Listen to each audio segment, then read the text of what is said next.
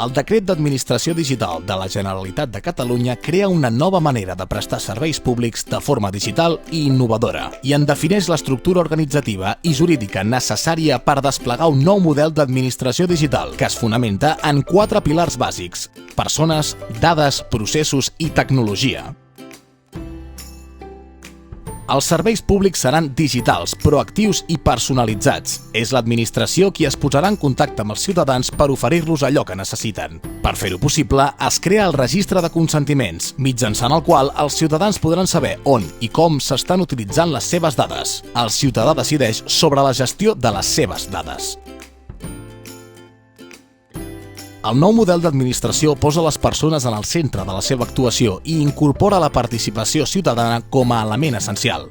Per poder identificar, dissenyar, implantar, mantenir i avaluar els serveis digitals, el Departament de Polítiques Digitals i Administració Pública ha elaborat la Guia de Serveis Digitals, disponible al web del Departament.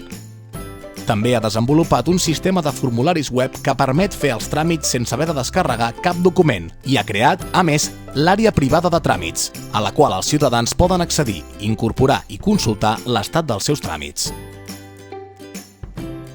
El decret regula un model propi de govern de les dades i per això és una disposició innovadora i pionera. Aquest model facilita l'automatització dels serveis, la proactivitat, la tramitació en un sol clic i que el ciutadà no hagi de portar documents. El decret garanteix que l'empleat públic té les capacitats necessàries per gestionar i tramitar digitalment. L'empleat públic digital acompanya els ciutadans i els dona el suport necessari per relacionar-se digitalment amb l'administració. L'atenció ciutadana que presta la Generalitat de Catalunya comprèn els canals presencial, telefònic i digital. Les oficines d'atenció ciutadana concentren l'assistència per a qualsevol tràmit en una mateixa ubicació. Es crea el punt d'accés general als serveis i als tràmits digitals de l'Administració de la Generalitat a través de la seu electrònica.